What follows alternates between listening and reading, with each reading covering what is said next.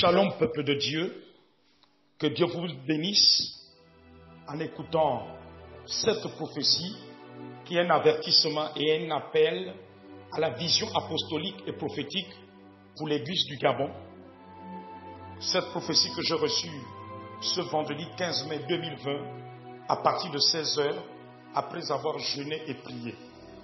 Voici ce que m'a déclaré le Seigneur à travers cette prophétie.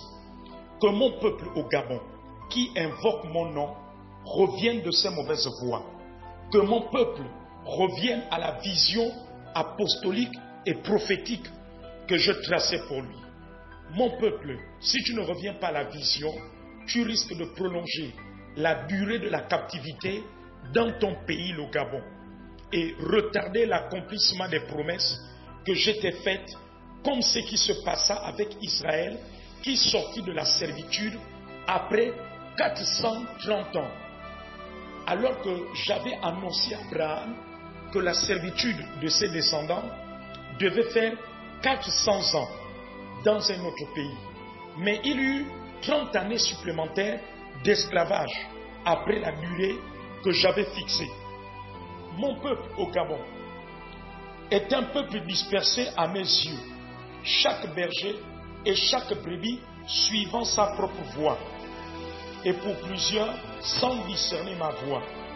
Vous êtes dispersés à mes yeux parce que vous avez abandonné ma vision apostolique et prophétique pour suivre les penchants de vos cœurs et pour bâtir ce que je ne vous ai pas dit de bâtir.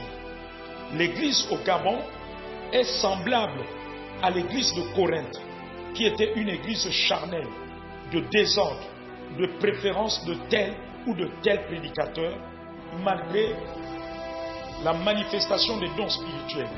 Les uns étaient pour Paul et d'autres pour Apollos.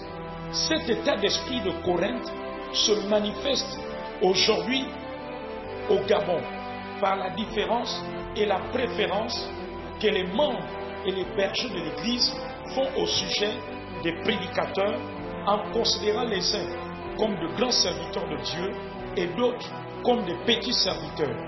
L'Église au Gabon est devenue charnelle car elle juge beaucoup selon la chair et les apparences et non selon mon esprit. Elle considère plus ce qui frappe les yeux. Or, ce n'est pas tout ce qui frappe les yeux qui vient de moi. N'est-il pas écrit dans ma parole que le royaume de Dieu ne vient pas de manière à frapper les regards? Que l'Église du Gabon fasse disparaître le vieux levain afin d'être une pâte nouvelle, dit le Seigneur.